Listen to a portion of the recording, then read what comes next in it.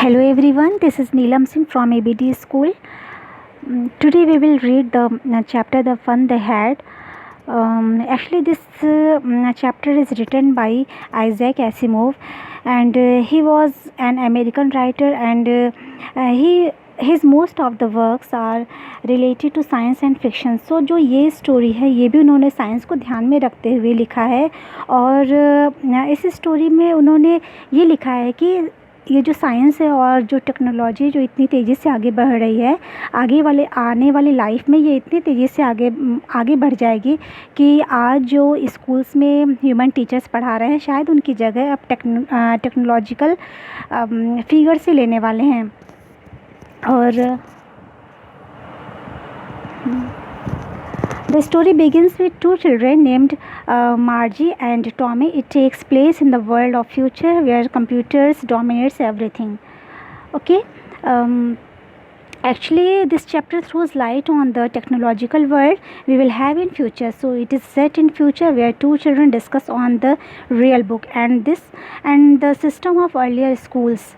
The fun they had throws light on the reality of technology taking over in the near future. Okay, so ये जो story है ये आज से almost 150 years ahead की story है, जिसमें एक छोटी सी लड़की है, वो अपनी डायरी में एंट्री करते हुए लिखती है, और वो जो डायरी एंट्री कर रही है you can see the date 17 May 2157। तो ये आज से 100 या 150 साल आगे की स्टोरी है, जिसमें एक लड़की अपने डायरी को एंट्री करते हुए लिख रही है कि आज टॉमी ने एक रियल बुक पाई। रियल मीन्स यहाँ पे एक्चुअली वो जिस जनरेशन में रह रहे हैं उस जनरेशन में उन्होंने कभी बुक्स नहीं देखा है, क्योंकि उस जनरेशन में जो पढ़ाई है वो कंप्यूटर पे होती है, और मीन्स टेक्नोलॉजिकल टीचर्स पढ़ाते हैं, सारी चीज़ें वहाँ पे मशीनरी के द्वारा हो रही है। It was a very old book, बहुत ही पुरानी बुक थी। Margie's grandfather once said that when he was a little boy his grandfather told him that there was a time when all stories were printed on paper। तभी उसे याद आता है कि एक बार उसके ग्रैंडफादर ने भी उसको बताया था कि उसके ग्रैंडफादर के जो ग्रैंडफादर थे वो बता रहे थे मार्गी को कि वो लोग स्टोरीज़ जो पढ़ते थे वो पहले पेपर पे प्रिंटेड होती थी। दे टर्न द पेजेस, वो पन्नों को पलटते थे, विच वर येलो एंड क्रिंकी। और वो जो बुक्स वो बच्चे देख रहे थे वो बुक काफ़ी पुरानी हो चुकी थी, इसलिए वो येलो पड़ गई थी, और क्रिंकी मीन्स ऐसे फोल्ड्स हो गए थे, उसमें लाइंस हो गई थी, मीन्स वो मतलब ऐसे घचड़ मचड़ से हो गए थे। And it was awfully funny to read words that stood still instead of moving the way they were supposed to on a screen। तो जो बच्चे थे वो सोचते हैं कि कितना ये फ़नी सा है कि वो लोग मतलब पुराने समय में लोग ऐसे बुक से पढ़ते थे जिसमें जो लाइंस होती थी वो बिल्कुल मूव नहीं करती थी, बिल्कुल स्टिल एक जगह पे स्थिर रहती थी। And then when they turn back to the page before it had the same words on it that it had when they read in it the first time. और बच्चे सोचते हैं कि ये कैसा होता होगा कि मतलब जब वो पुराने पेजेस को पलटते थे तो उन पे वही सेम चीज़ें लिखी होती थी। यही सेड टॉमी कहता छी व्हाट अ वेस्ट, ये तो बहुत ही मतलब वेस्ट वाली बात हुई। They when you are through with the book, जब आप किसी बुक को आप पढ़ लेते हैं, you just throw it away. I guess मुझे लगता है कि जब वो लोग पुराने बुक्स को पढ़ लेते थे तो वो उन्हें फेंक दिया करते होंगे। Television screen must have had a million books on it and it's good for plenty more. और अब आज के समय में हमारे पास तो न जाने मतलब प्लेंटी ऑफ बुक्स, हमारे पास बहुत सी बुक्स हैं और हम उन्हें अपने पास रख सकते हैं। I would not throw it away, और हमें ज़रूरी नहीं होता है कि हम उसे फेंके। सेम विद माइंड, मैं भी यही सोचती हूँ। सेड मार्जी, मतलब मार्जी कहती है कि मैं भी यही सोचती हूँ। She was 11 and had not seen as many telebooks as Tommy had.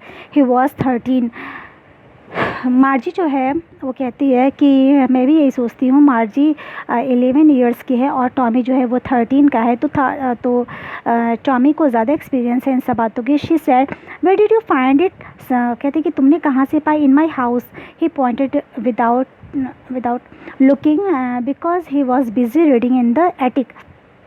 तो जब वो मार्जी पूछते कि तुमने कहाँ से ये बुक पाई, तो वो बिल्कुल बिना ध्यान दिए हुए रीडिंग, मतलब वो रीडिंग में बिजी था, बिना ध्यान देते हुए पॉइंट ऐसे करके बोलता है कि इन द एटिक। एटिक होता है मीन्स जैसे रूम्स होते हैं, रूम्स के ऊपर एक स्लैब जैसा बना दिया जाता है जिसपे स्टोर रूम टाइप का वो काम करता है, जिसे हम टाड़ जैसे कहते हैं। What is about? तो वो पूछते हैं कि ये बुक है किस चीज़ के बारे में? मार्गी बोलता है कि स्कूल के बारे में। टॉमी बोलता है स्कूल के बारे में। Margie was scorn for school, what is there to write about school, I hate school. तो कहती कि नहीं, मुझे तो स्कूल से बहुत ही नफरत है। स्कूल के बारे में आखिर है ही क्या ऐसा जिसके बारे में हम पढ़ें या उसके बारे में लिखा ही किया जा सकता है? मार्गी ऑलवेज हेटेड स्कूल। मार्गी स्कूल से हमेशा हेट करती थी, but now she hated it more than ever. और अब उसे इस स्कूल से और भी ज़्यादा नफरत हो गई थी। The mechanical teacher had been giving her test after test in geography, and she had been doing worse and worse until her mother had shaken her head sorrowfully and sent for the county inspector.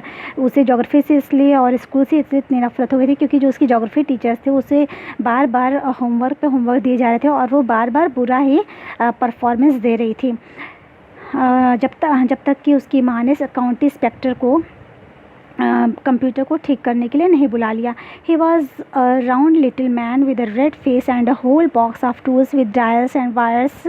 County inspector एक आदमी होता था जो कि computers वगैरह को ठीक करता था। उसके पास ढेर सारे टूल्स होते थे और ढेर सारे उसके पास वायर्स तार होते थे जो वो लेकर के आता था। He smiled at Margie and gave her an apple. वो स्माइल किया मार्जी को देख करके और उसे एक एप्पल दिया। Then took the teacher apart. फिर टीचर्स को लेकर के एक तरफ गया, मीन्स जो उनका जो सिस्टम पे वो पढ़ाई करते थे उस सिस्टम को अलग लेकर के गया उसको ठीक करने के लिए। Margie had hope they would not know he would not know how to put it together again.